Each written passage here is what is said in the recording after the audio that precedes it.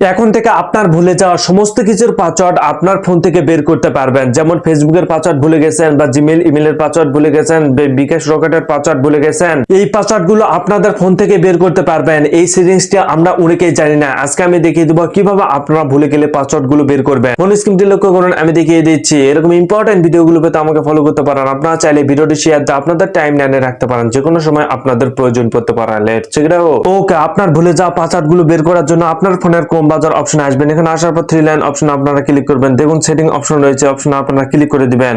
দেওয়ার পর দেখুন এখানে গুগল পাসওয়ার্ড ম্যানেজার নামে একটি অপশন রয়েছে, অপশন আপনারা ক্লিক করবেন।